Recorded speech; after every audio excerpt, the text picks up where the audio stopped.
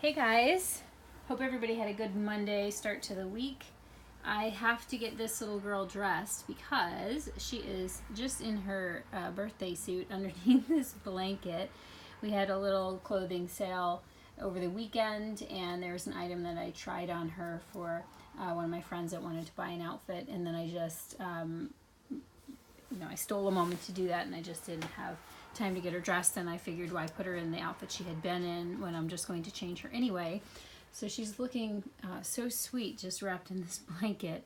Gonna put her in something a little bit different than what she is has worn before. And as I'm talking to you, I'm thinking, there's a Disney day, I think, that a lot of the community participates in. Is it Mondays? That would be serendipitous if it was. But anyway, it's a Disney outfit. It's a Winnie the Pooh, and it's something that I bought for Sparrow. It's been on Sparrow once. We're gonna try it on her. So she's just in her body underneath the blanket here.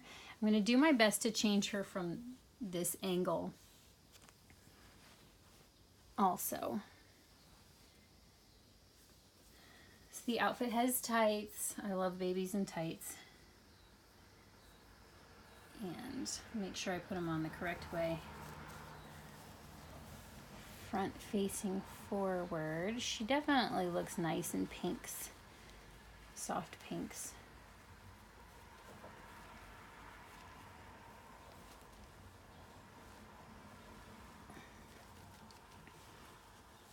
I have exciting news. I don't think I'm going to pre-announce the details. I think I'm going to let it be. Oh, I always do this. Let's put her bodysuit on first. And this might be a tad large on her. It is a size newborn, but she's a small newborn, and it looks a little bit roomy. And it fits Sparrow really nicely, and Sparrow's definitely a chunkier newborn.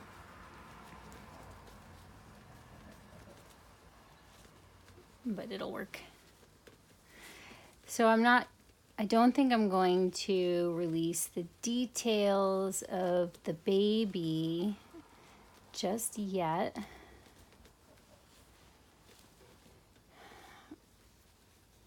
But I have the opportunity to bring home a doll that has been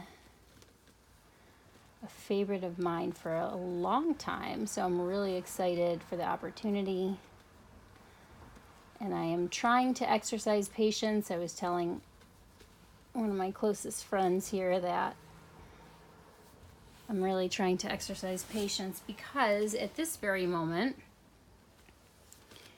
this is really the only baby that I could sell. If I was going to sell to speed up the process,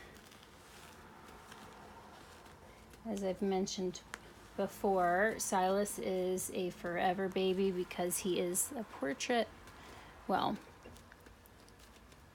semi-portrait baby. So there's a sentimental family position for that doll, for that baby in this house.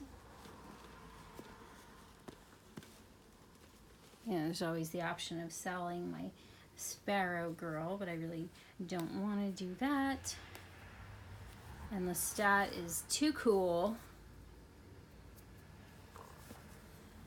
Then, of course, this baby is absolutely stunning to die for.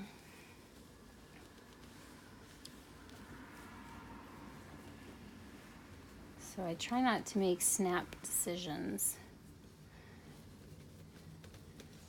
I've mentioned that I haven't done a lot of bonding with her, I think, but I think that's my fault. So I'm definitely not looking to rush things. Plus, this is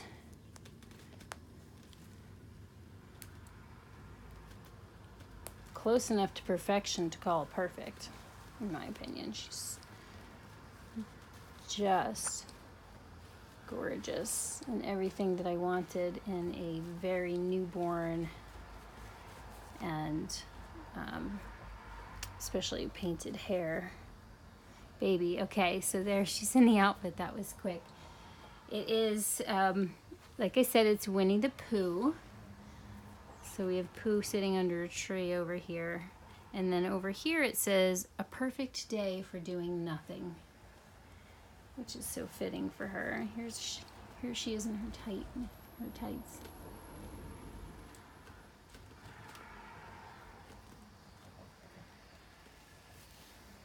So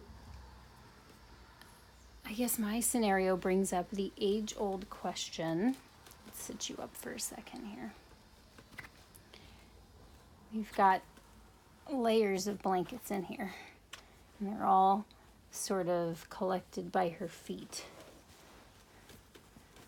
I'll try and build up underneath her head a little bit.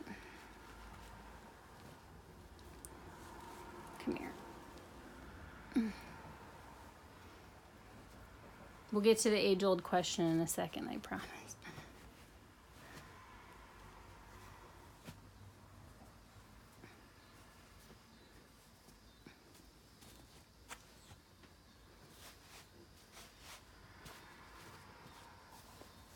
Okay.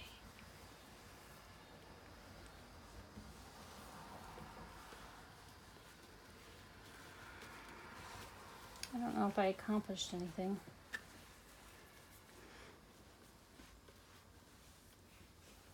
All right, so the question is, do you collect for love, or do you collect for artistic impressiveness,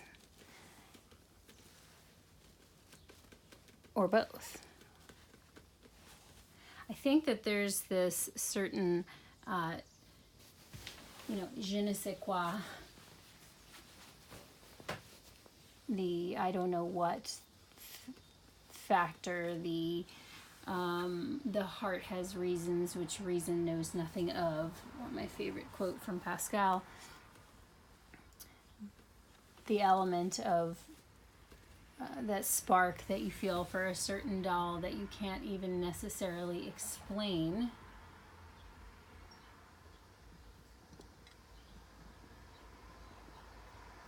And then there's the element of just being wowed by realism. And I don't know if I have a one way. I was talking to the same friend last week, I think it was, and I was saying that I feel like it's this cycle. I started collecting because I was just amazed and I just wanted any doll. And then I was wowed and fell in love with the energy of a certain doll that was exquisitely painted, looked very realistic, but not in just a totally different style. And then I definitely chased the love factor.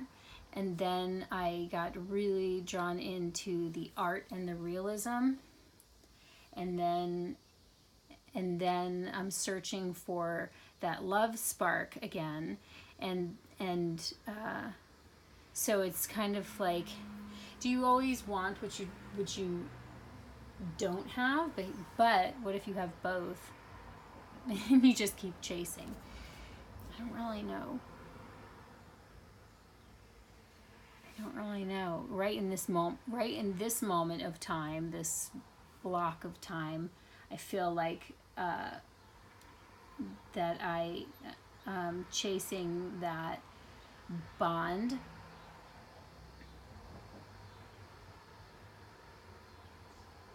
And yet I feel like there's room for both, and maybe the ultimate is to have a doll that has both, where you just have an incredible bond and you also are completely wowed, and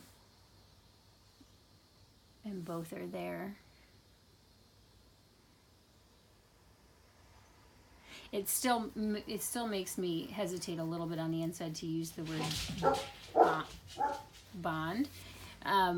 Although I have given into it a little bit to just go ahead and use it because it does describe the most what we're talking about, and it's the most, understood word for what we're describing in the hobby.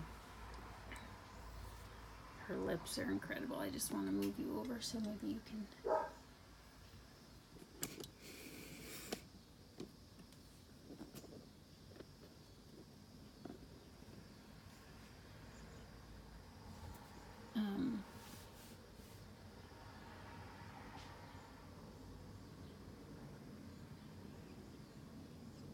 So anyway,